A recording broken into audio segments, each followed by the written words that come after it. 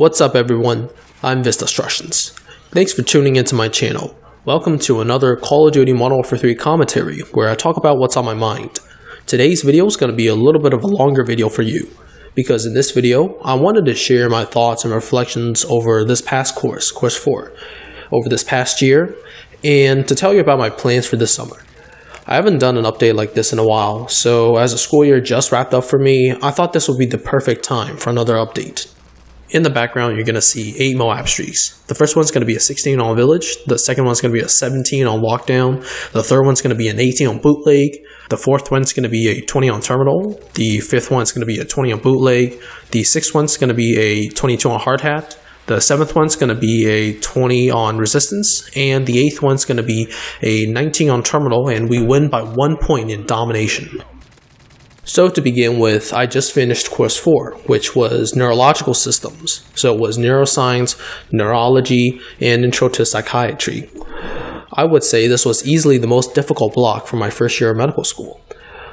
Personally, it felt like Course 3 Test 2 when I studied the renal and endocrine systems, but the entire course was like that, and it was jacked up. For starters, the anatomy in the head and neck were super difficult because everything was so small and jam-packed into a skull.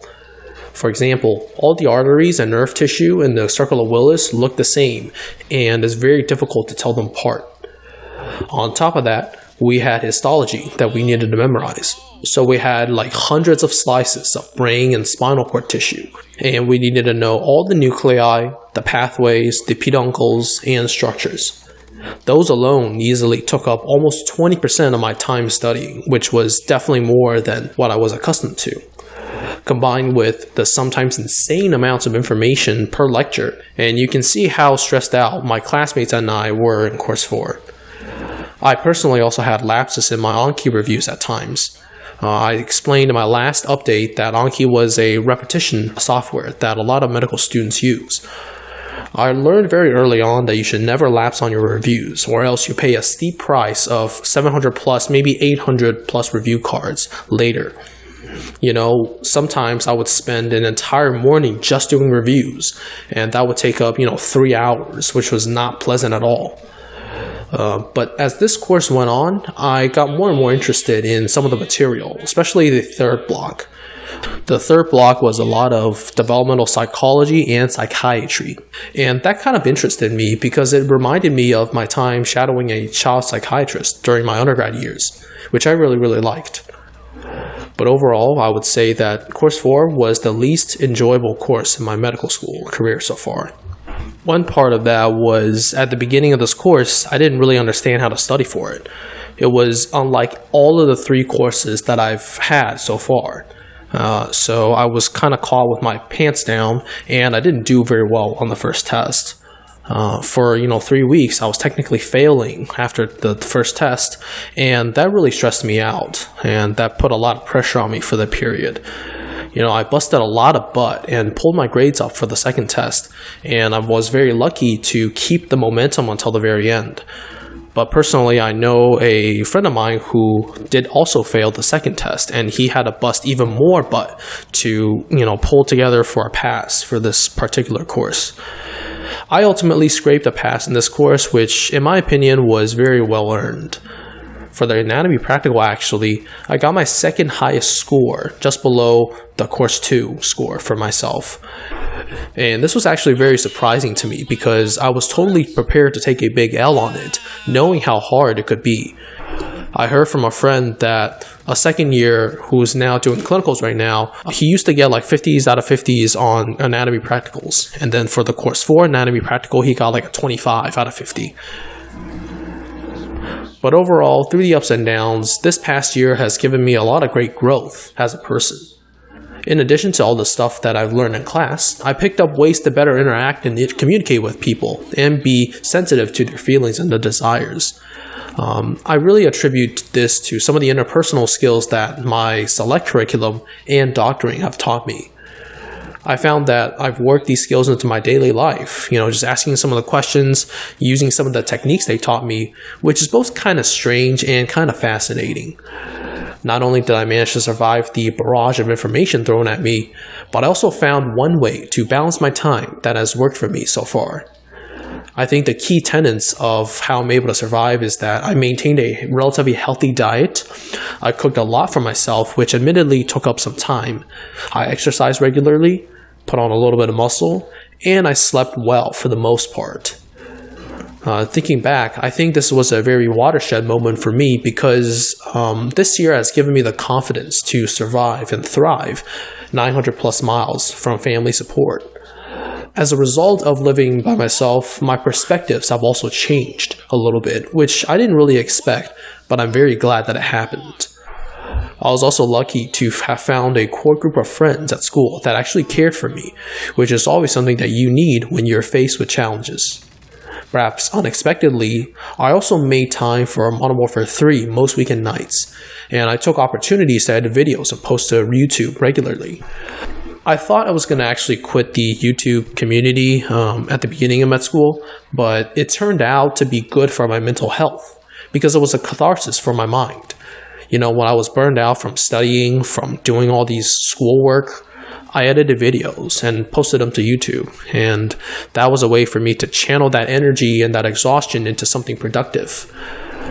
I certainly hope to keep up all of these healthy habits for next year and acquire even more skills on top of this. Having said that, here are some things that I wish I'd done this year. For starters, I wasn't really involved with extracurricular activities at school. You know, I've never really been involved in a lot of extracurriculars in my high school and college years. And I quickly realized in the beginning of this medical school year that to live the life that I wanted, I didn't have that much time or interest in that many clubs, leadership positions, or interest groups outside of my main studies. So for next year, I wanted to get a little bit more involved in school and extracurricular activities. I might want to start with one extracurricular activity at a time and to kind of push myself one by one. But obviously, I know my priorities, and I'm not going to sacrifice my main priorities just for those extracurriculars. So a little bit about this summer. For me, summer break lasts from mid-May to mid-July. I personally got home a few days ago, and I'm ready to hit it off. This summer, I have a couple of things that I want to get done. And the number one thing is that I'm doing research virtually for full time. This is actually part of my program and will help me craft a competitive residency application. So far, I'm doing something in the emergency department at TGH, and I'm just kind of working with a preceptor that will do something that's related to HIV. I hope to get my foot in the door with the preceptor that I'm working with and network for research opportunities at TGH. This way, I want to set up for research opportunities during my second year. I kind of wanted to do research on the side while studying for some of the courses on second year. As of recording this commentary and making this video, I am still onboarding for this project.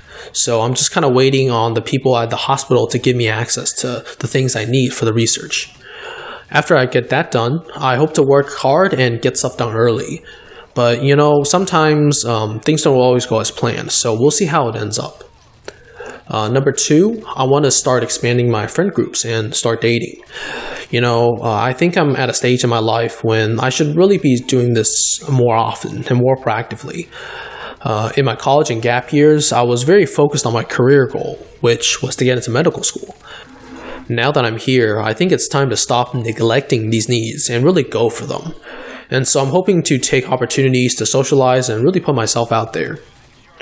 Number 3, I want to continue exercising and play more music rhythm games. You might have seen some of my Pump It Up videos on my channel. And for this summer, I want to get more into the doubles for Pump It Up and even play some Bimani games like DDR. We'll see how it goes because, you know, with Bimani games, I have to make the trip to round 1, which is about an hour from me. For Pump It Up, I started playing doubles earlier in my medical school journey, and I want to work on a couple of techniques and stamina for Pump It Up this summer. Number 4, I want to reconnect with myself, my friends, and my family. This means I foresee myself to not be as active on Call of Duty as I was during the school year. I'll probably hop on from time to time, but I don't have like a solid, concrete plan to play Call of Duty on a regular basis.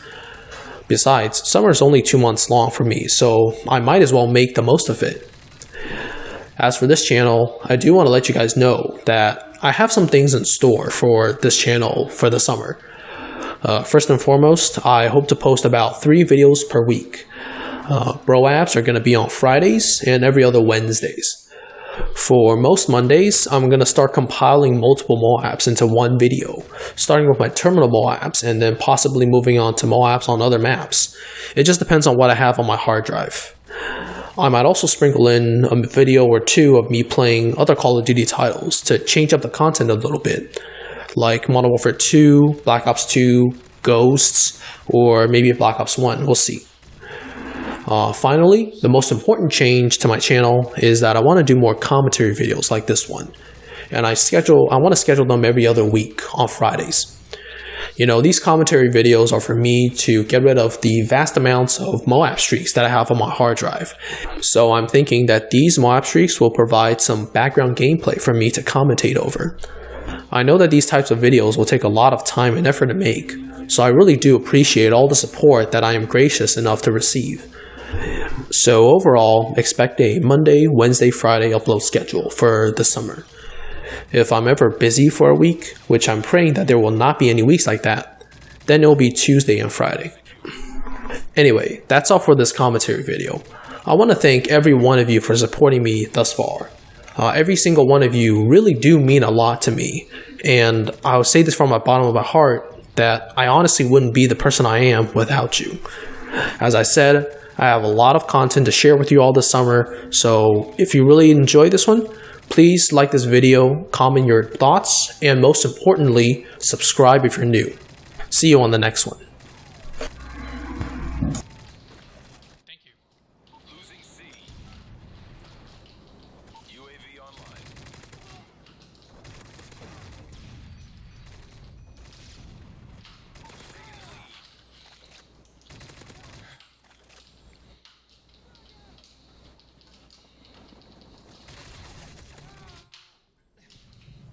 Securing Bravo.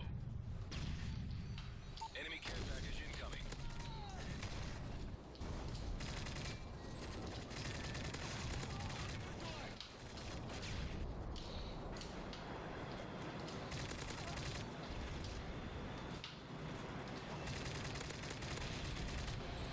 I don't know what I was on, but like I think I was on a streak.